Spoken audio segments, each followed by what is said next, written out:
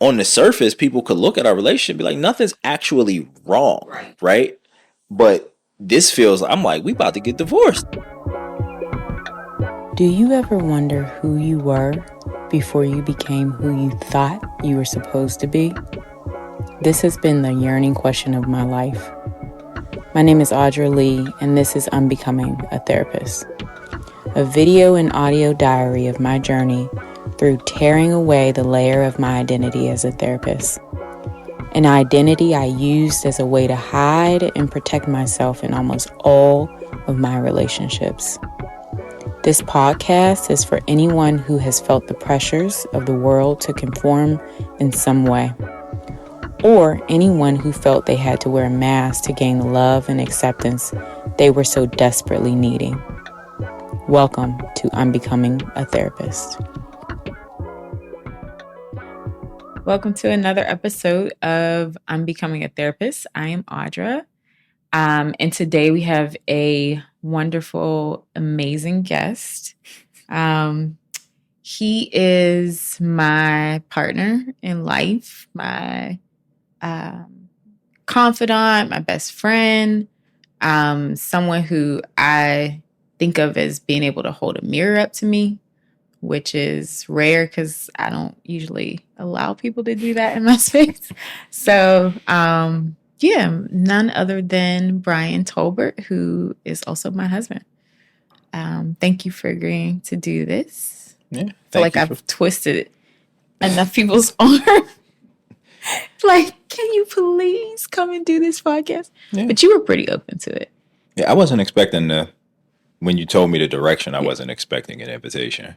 Oh, you really? Mm-mm. I didn't know you did. Yeah, but I mean, I don't think I could say no because then I gotta live with it. So, what did you think would happen if you said no?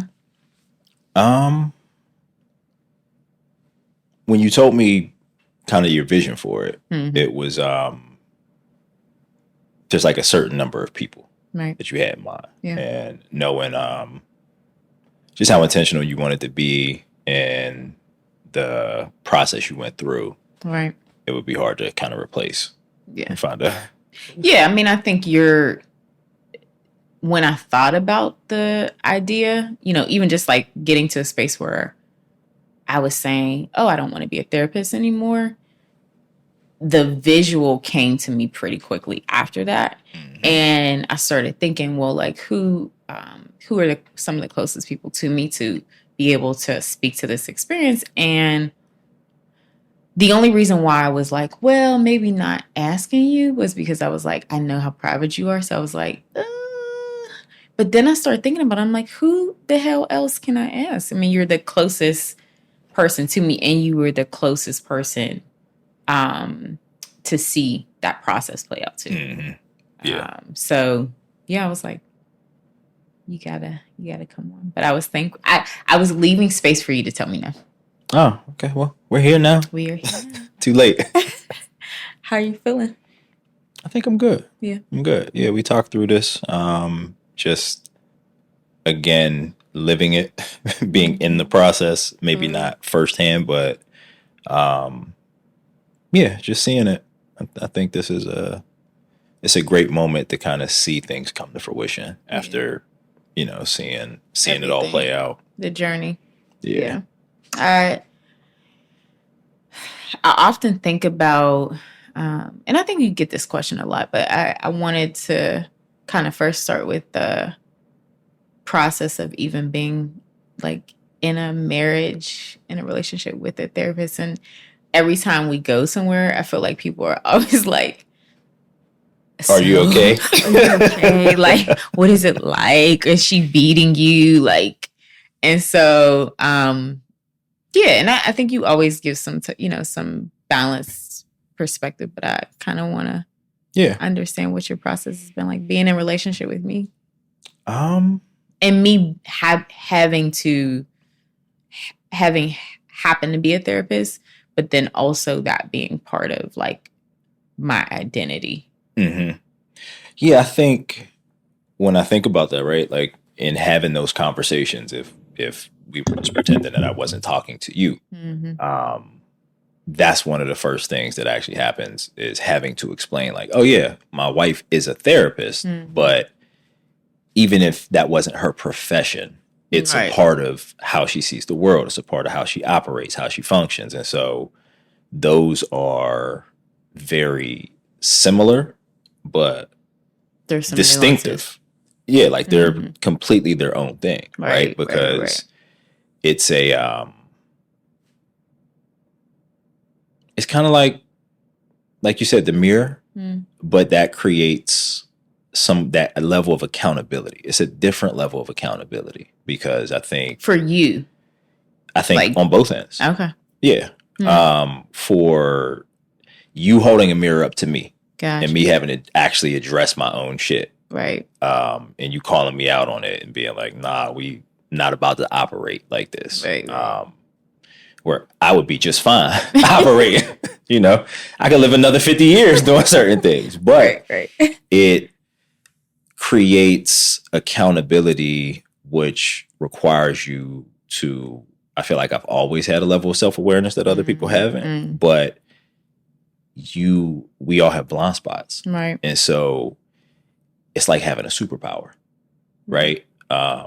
Because you can kind of reverse engineer. Like you're dealing with a problem, you can look inward as opposed to blaming everything or your circumstances or other people. And so right. And then that superpower in the way that it both can be amazing and also and like a burden. Yeah, right. It's it just, I think, you know, when I think about our dynamic and some of those things that can cause like disagreements, it's really like, I'm not trying to be accountable for this right now, but you want to keep, like, we have to talk about it. And so it is something that, in that process of like first me seeing something that is a problem that then I'm naming as like something we could talk about.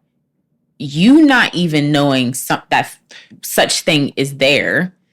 And then so there's like layers onto that. Like first the process is like, what the hell are you even talking about? Absolutely. Then the second is like, why are you bringing things up? And then it's the like, how do we process through the actual thing? And I think that process is extremely accurate, but it's one of those things too where there's a vulnerability that exists because we get to see so much of each other. Right. We get to see like all of the parts. And so that level of being seen first can feel unsafe in moments when I don't even know what's going on, right? Yeah. Like you're seeing something that I can't even identify myself. Right. And that feels like what's happening. What is the unsafety part? Like, what does it feel like would happen? We talked about this before. It was, I think having my emotions manipulated at certain points in my life. Gotcha. There's defense mechanisms that you naturally start to build. And so I may not be able to completely identify what's happening, but I know that feeling. And so it's not that you are going to do something unsafe or that you're going to manipulate me, but it's something that's happened in the past and it felt similar in a way. And totally. I think that, I mean, that has been helpful to learn that because I always was like, what? I'm just trying to talk about something to be helpful. But no, and as you've explained that makes total sense to me. I think about every episode that, you know, I'm putting out there and like what the person on the episode represents to me, and calling this episode The Mirror is because when I think about you holding a mirror up, like we hold mirrors up to each other, but I think you oftentimes think about the ways you've held mirrors up.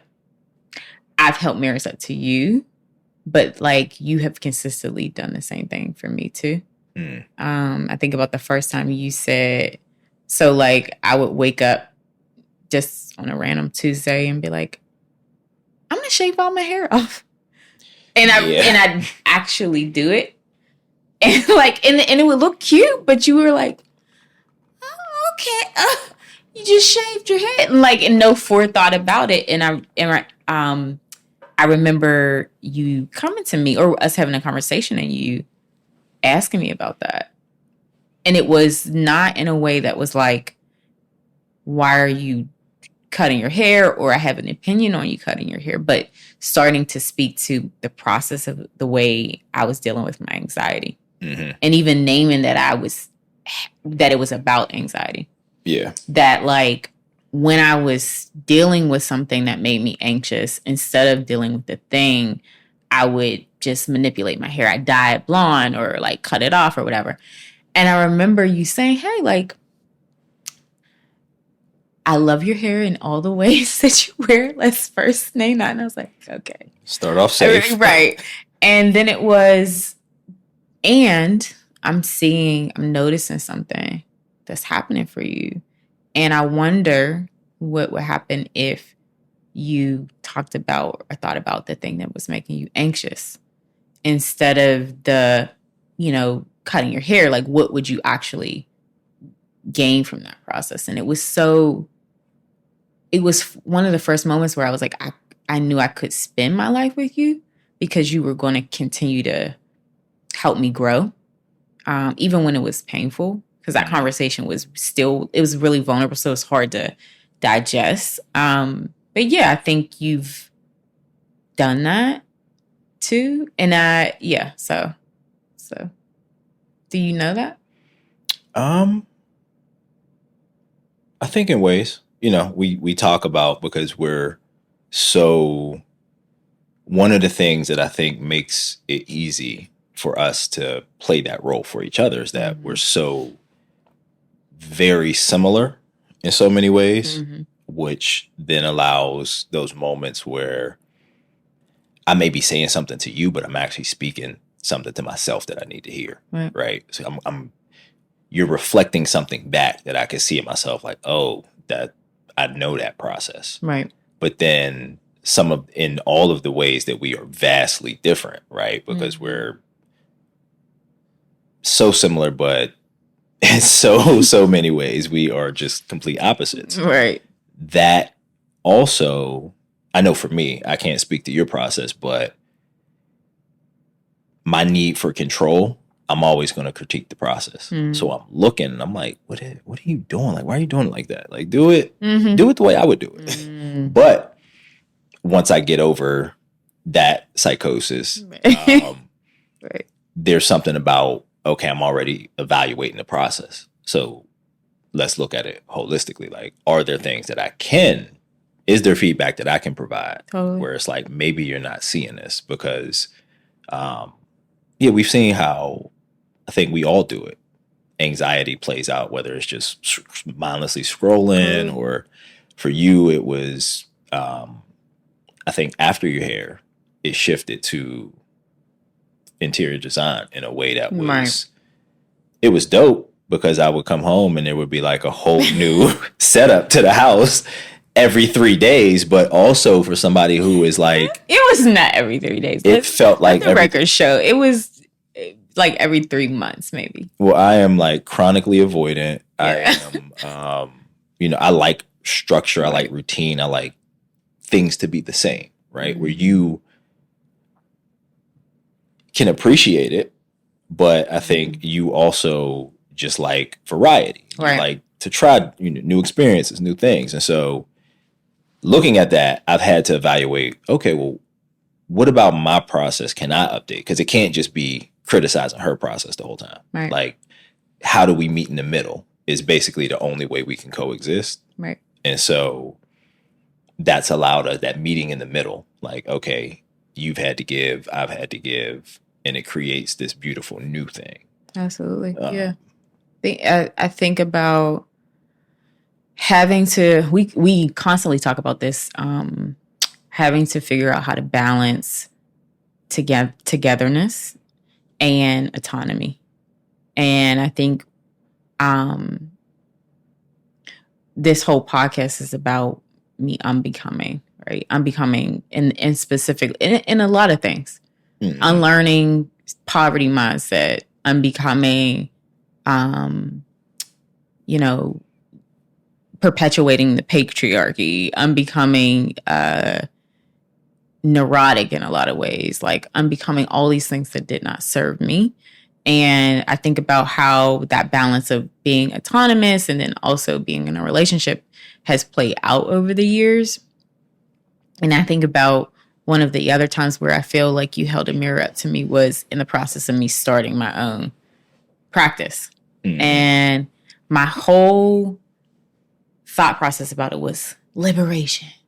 And I had on my vision board... Live, laugh, love. Don't play me. No. I had...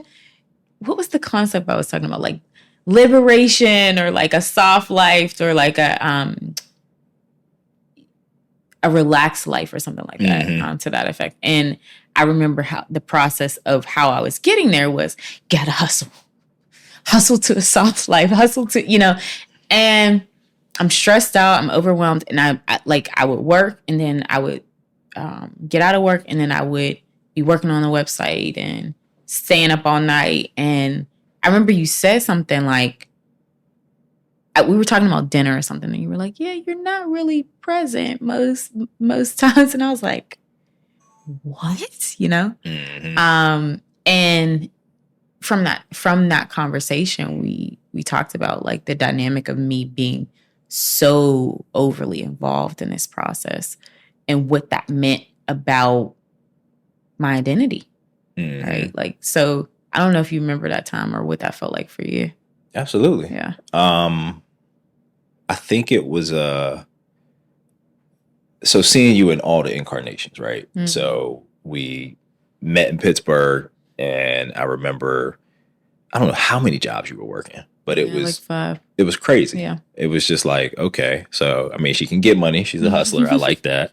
But I remember when we transitioned and we made the decision to move to DC, mm-hmm. and just the understanding of like, okay, we want more. And so there's a certain commitment, especially in here. Right. It's like everybody's committed to their career in this really unhealthy way.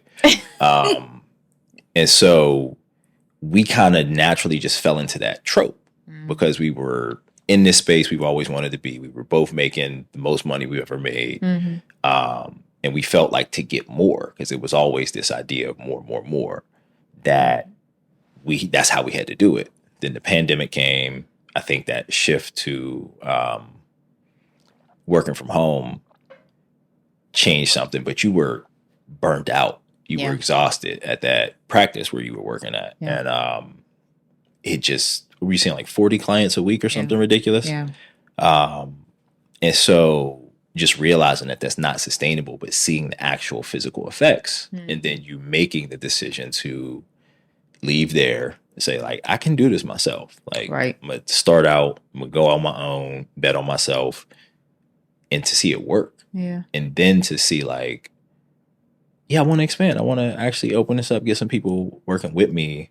Like, I seen the growth and I was happy for that. But it got to a space where when you were in this process of chasing that more, you were basically just replicating the same shit that you were trying to get away from at that practice. And the insanity of that was like, I could not see it at all. And it was, there was a similar thing, we were talking about Snowfall, right? With Franklin. And it was just, there's no finish line. And that's what it felt like when you were in that space. And so it wasn't even as much about the process as much as it was like, I need you to like be here, because you're going to flame out at the rate you were going. It was just, there was no finish line either. Yeah. And that's funny because I think what I always told myself, it was a number, like making a certain number, but it wasn't like, when I think about, because when we moved down here, you put a number in your mind and like exceeding that, it doesn't stop that incessant need, because what I also recognized was that operating out of that space of, again, being a therapist meant me only being able to operate out of this space, me only being able to be the logical one, me only being able to be the sounding board. And there was no space for me to talk about like what was actually happening. Me only being able to put a bow at the end of things, or, show up for people in this way where I'm a friend, but I'm also playing a therapist. I'm a wife, but I'm also playing a therapist. It felt like, what else could I do? And it also felt like an addiction. Yeah. In the ways that, like, the more I play into this role, and I talked on the first episode about this moment where I noticed the acceptance that I got when I played that role from people, how it got, all of the love that I was wanting and needing. I got that when I was in that role. Yeah. But not knowing that really it was just me continuing to play this out to get love and acceptance. But there was nothing really pouring back into me. Yeah. And I think when I think about addiction, I think of it in that way. It's the level of incongruency you have in your life. You say you want this thing, but this stimuli continues to take you away from the things you say you want. Yeah. And you keep going back to it because it fills voids. Yeah. And I think taking the focus, when you have some, maybe an addiction lens, you can call that, right? Right. Because you're not focused on the form. Most people are focused on the form. Like, okay, what's the substance? Or right. What's the behavior? It's just, these are the characteristics of it. Right. And success, right? So even beyond therapy, just like success, like us being able to create the life that you've at least thought about. Totally. I ain't had no plan past 21. It was just, all right, I'm here. Right. We're going to figure it out. So, to be able to intentionally create this life and thinking that these jobs or these positions or this money is actually what is providing it. Absolutely. When it is who you become. Totally. Right. And so, it's also who I projected out, that when I took on the identity of therapist, I had a very specific idea about what that looked like. And that meant a powerful, woman with a dope office who, can walk into spaces and be quietly confident. I mean, it was just like this really specific idea about what that could look like. And I projected that person gets to be happy. That woman gets to be respected. That type of woman doesn't get objectified. So the seeking of it also was like, if I can be her, if I could be in that identity that I created, projected, which was the therapist role, I can be happy. So you weren't giving yourself permission to be happy.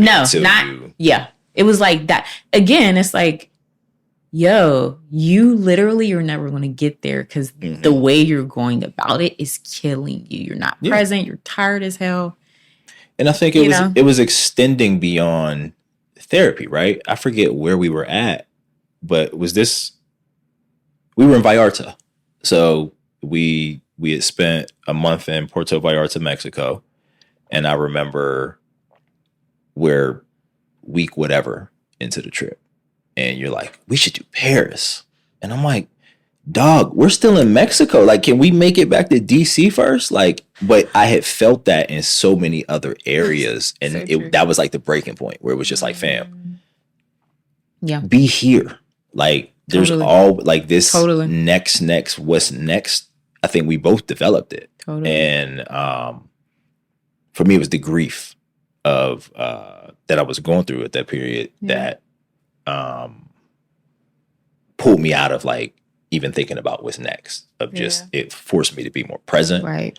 but it also again helped because I shifted from that space, helped put up that mirror of like, oh, okay, that's what it feels like. You were always the one talking to me about more of a need to be like present, and like to see that shift. It was like, one, okay, I've recognized that space and it's not healthy. Totally. In this, in this manner. But then two, it's like, you can't tell me to do some shit that you're not doing it. Like once I switch over to actually doing it, you an exception to the rule. Like it don't work like that. It's funny because I was definitely telling you to be present in a way that I didn't know how to at all. Like I was saying, be present, because again, I could pump it out, but like being present was like, what does that even mean for me? Yeah, right? Like if I'm but deeply trying to search for it, going to a shaman, going to Reiki, like doing all these things because I know I'm not fully present, but not knowing how to be.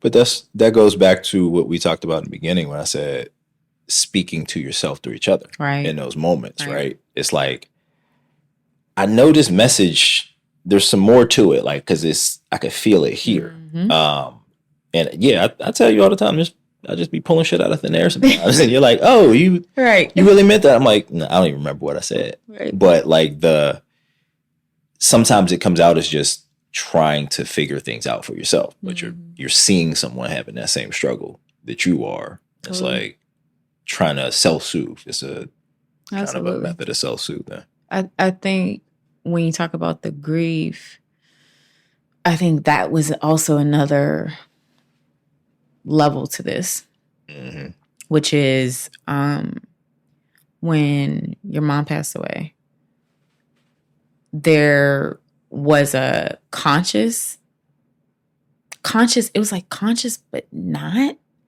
that I could no longer have needs. And that was because I needed to step into a role where I needed to be a support to you. And again, when I look at the totality of the dynamic of the therapist role, it's very much the caretaker role as well, right? It's like again, you're not there for you, you're there for someone else. And that's perpetuated, right? So when your mom passed away, I think we had up until that point really been very clear that we don't want to be completely enmeshed in a relationship. Yeah. That was a fundamental pillar. Yeah, it was like a North Star.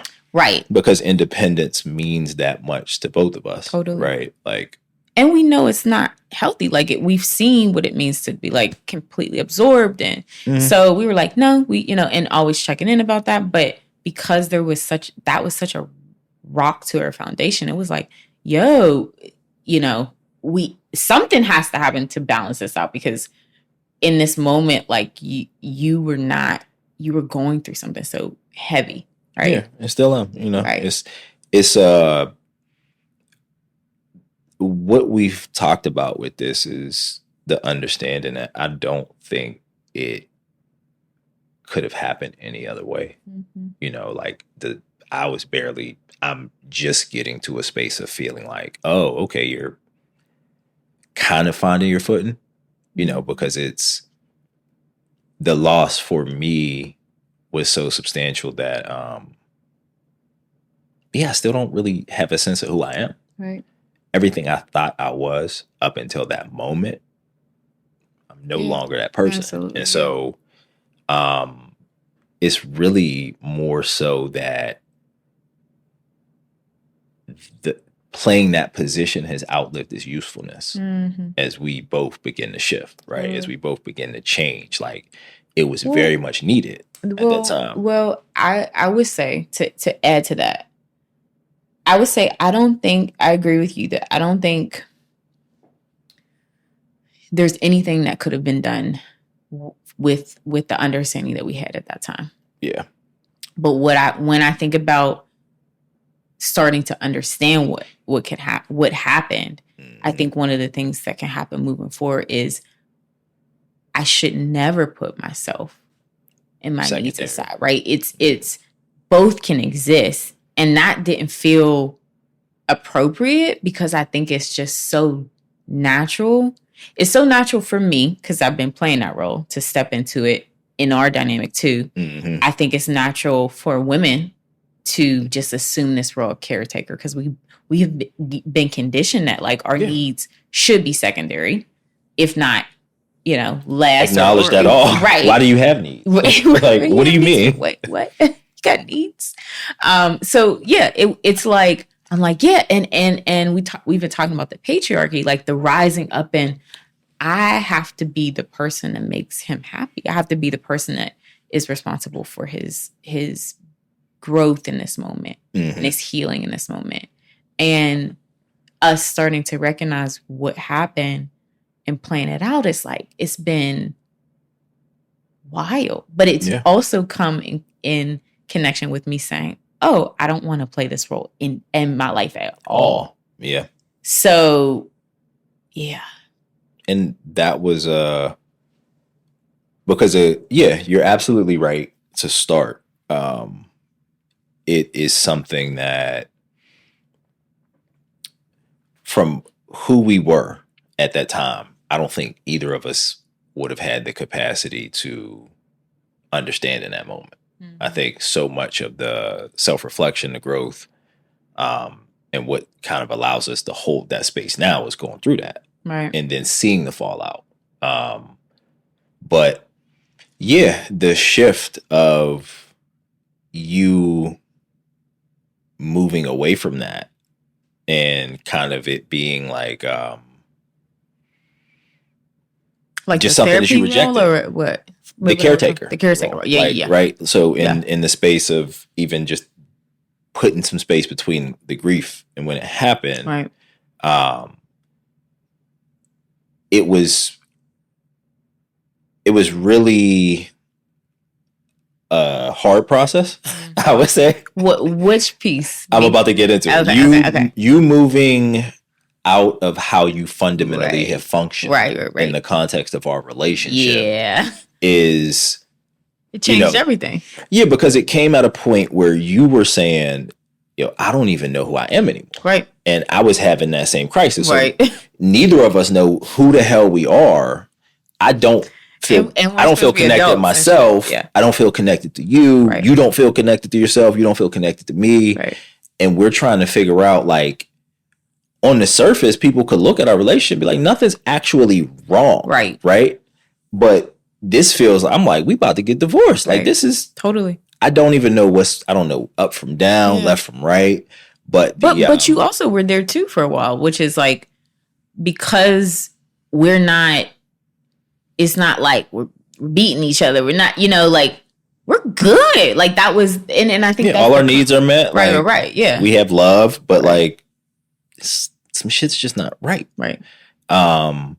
So to be in that space, it was very destabilizing. Mm-hmm. But the other piece that makes it more destabilizing is what people who don't intimately know your process is. You move fast through shit. So it's not like this was a gradual, like, oh yeah, I don't want to do this no more. Like, it was gradual in the ways that the subtle ways. There's gradual progression of it. Like I said, it's like, oh, I'm starting to be like noticing things and, Yeah, but you going from noticing to like, nah, fuck that. Gradual for you is pretty quick for most people, So the quick pivot. Yeah, because you are so certain. Like we talk about our processes, right? Where you'll go through something and you go through the worst possible, like you go through all of the scenarios so that whatever happens, you've thought it through, you've played out how it can happen. I'm like, I just rather pretend this isn't actually happening right now. So, the pacing, right? Mm-hmm. My perspective of your pacing is through the lens of somebody who doesn't want to address it at all. So it feels like, yo, you had a thought and then it just immediately, you're there. Totally. So that was also like a whirlwind to try to figure out, okay, like what is happening, what's not happening. I didn't know. I also didn't know how you felt when I started saying I didn't want to be a therapist, and like, because you handled it fairly well. You like digested and kind of took it in. I think the difference between that is what we talk about with there's a aspect of a therapist is what you do as a profession. Right. And then the other is it's a part of who you just naturally have been or who you've been cultivated to be, right? So in hearing that, I'm okay. If you don't want to be a therapist for a living, that's cool.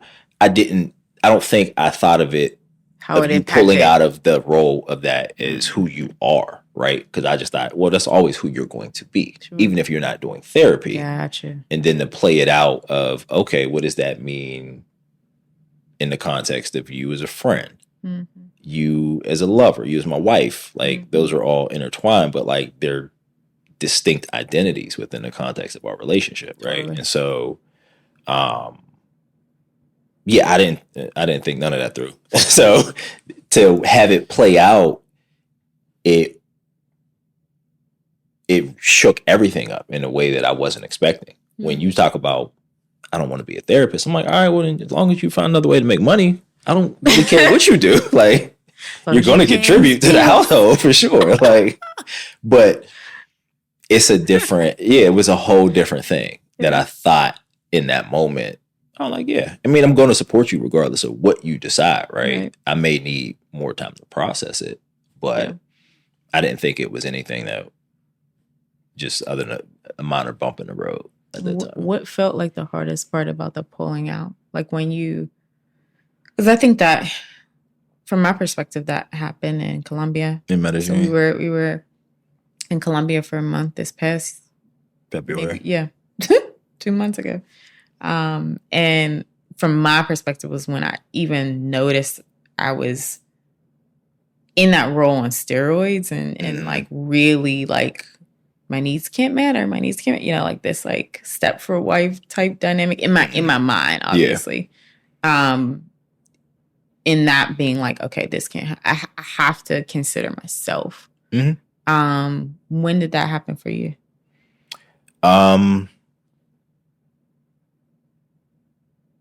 I think it started, and this is on a different trip, and we were in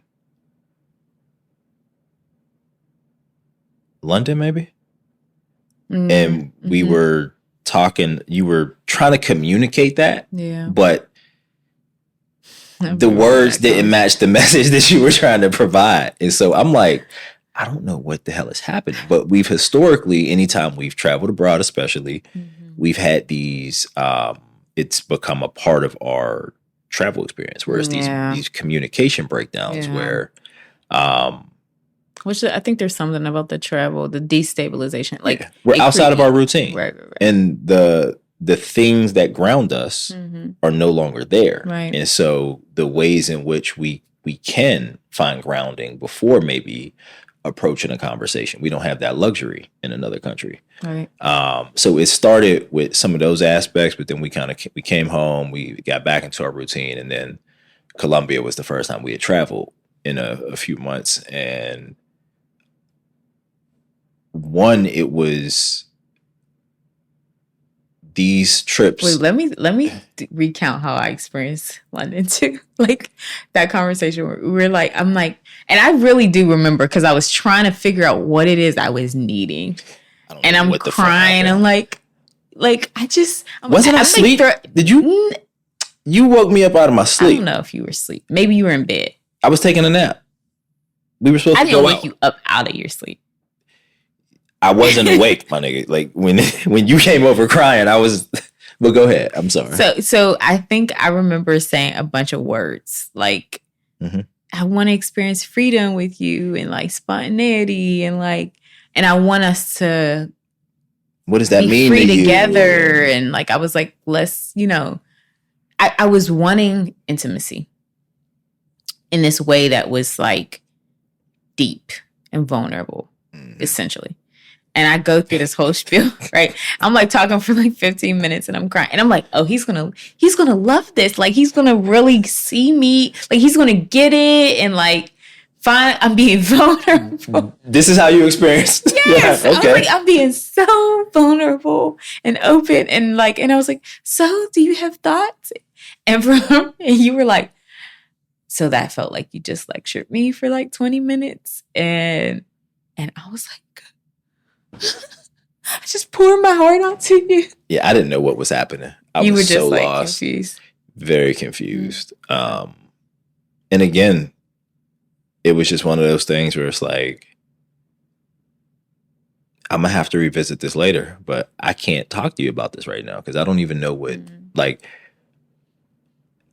what we've discovered recently is there's times where I'm not able, or either of us aren't able to receive what the other person is saying, because for me specifically, you'll say something and what I feel becomes what I'm responding to.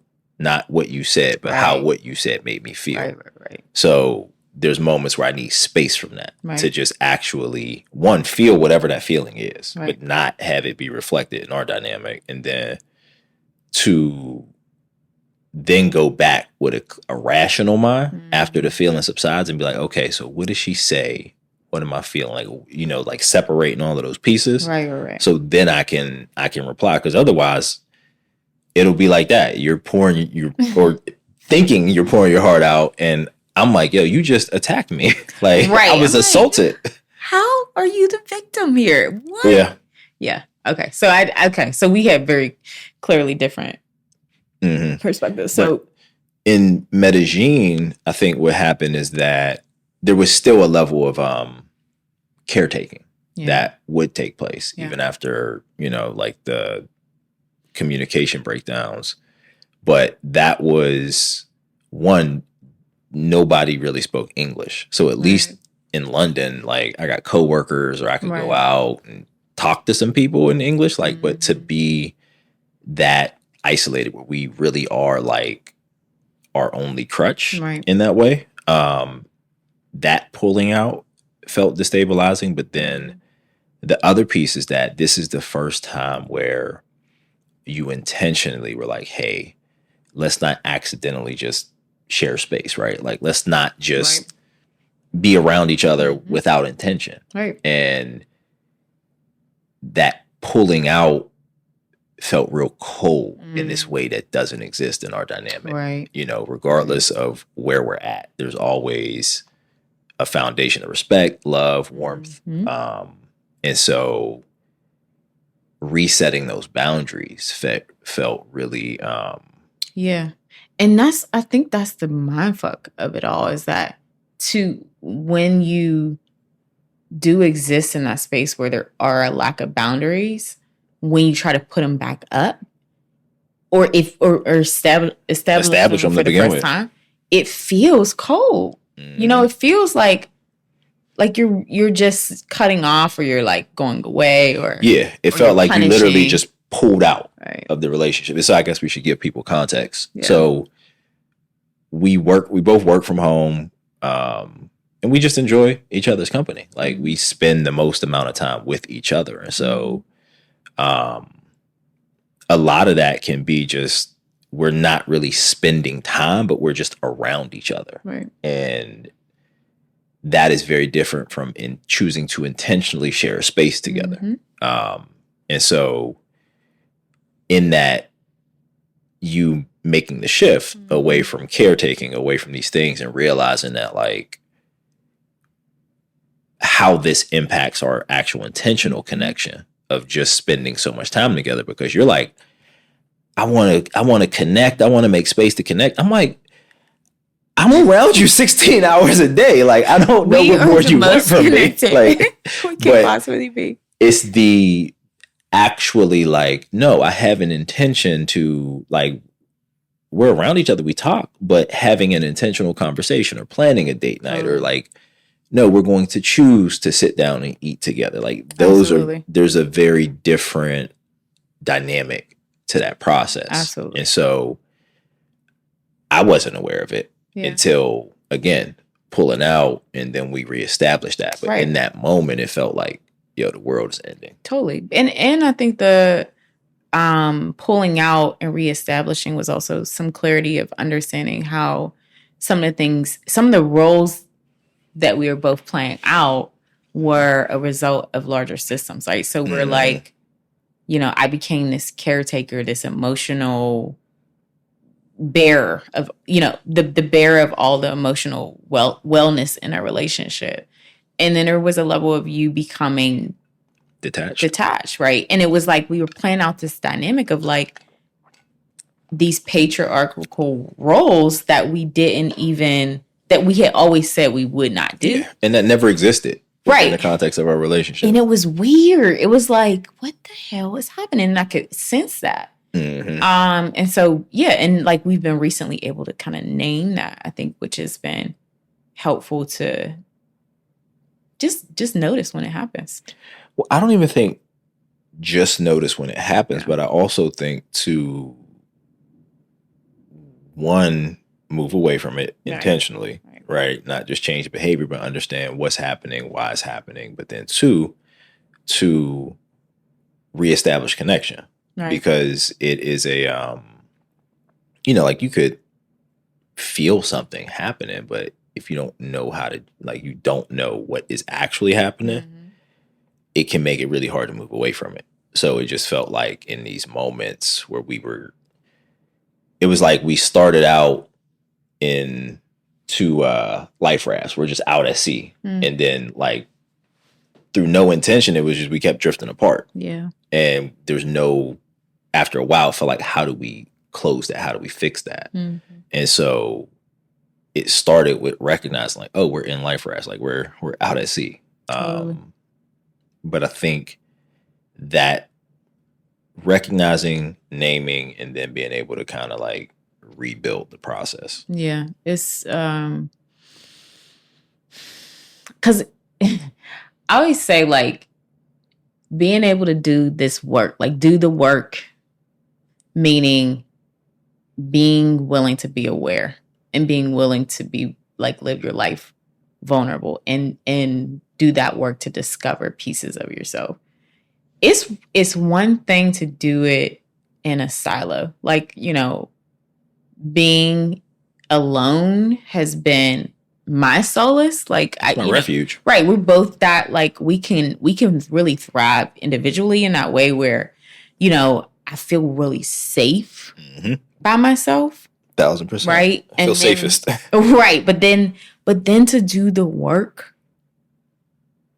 and me shedding all these pieces of myself, and you also, like us doing that in tandem, has been one of the hardest things I've ever done in my life, because it's everything in your body is telling you like it's a threat. It's a threat to be this open. Mm-hmm. It's a threat to have somebody to see you and hold a mirror up to you. It's a threat to stay in it when you feel wounded.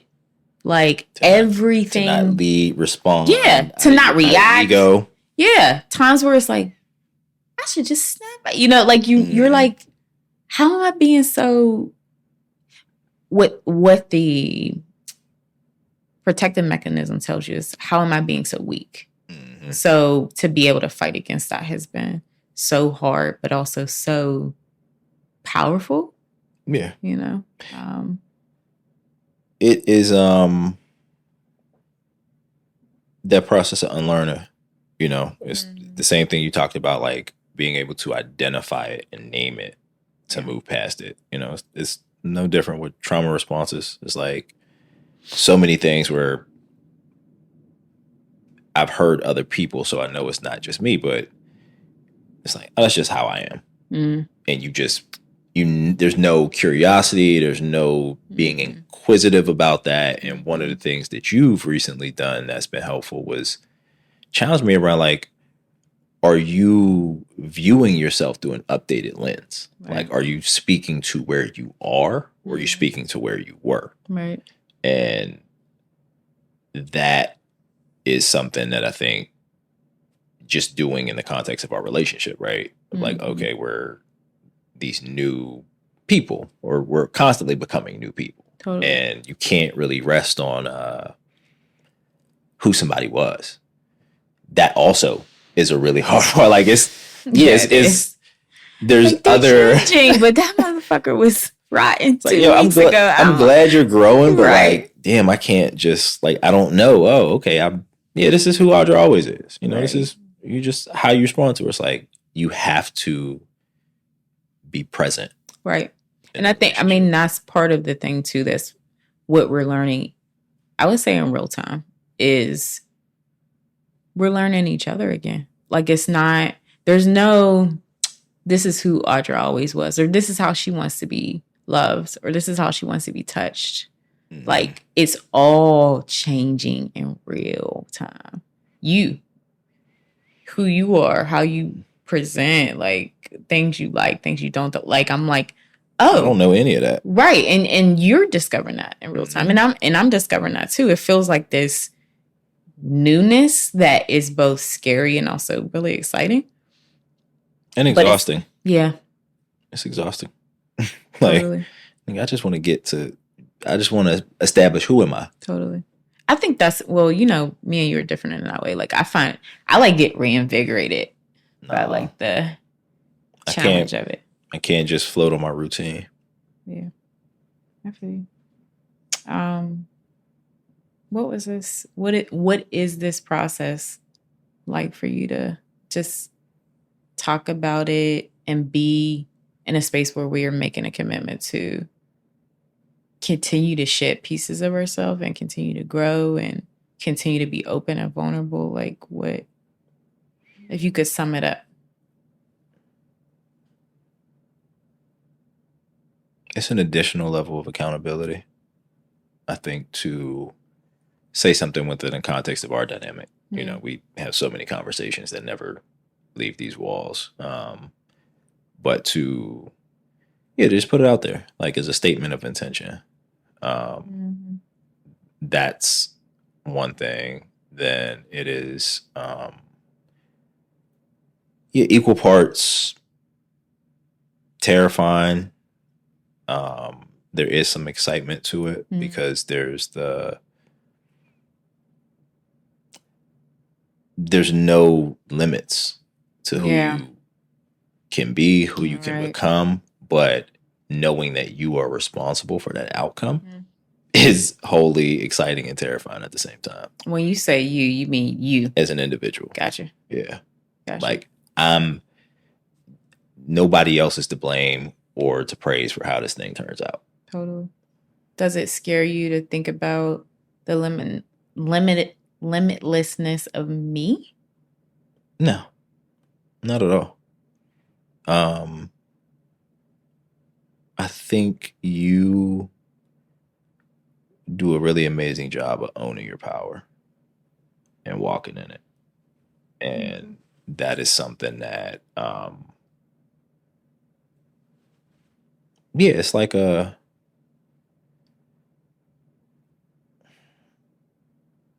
guiding light in a lot of ways. Like you set a trail for a lot of other people just by leading, by who you are. So I've always seen you in that way of this, like, I've seen every incarnation of these ideas just come to fruition. And so I think after seeing it for the first time and just seeing your process and knowing it, I wasn't putting any limits on who you are. I appreciate that. I feel like, obviously, I feel like I try to do the same thing for you, but it's been, I think, with being someone who is so vocal about women being respected and valued, that like, I just really, really value the fact that you appreciate who I am and want me to be outspoken, and want me to use my voice. And I appreciate that. Absolutely. Yeah. And I appreciate you coming on the podcast. You'll get an invoice. I'm sure I will. Thank you. I love you. I love you too.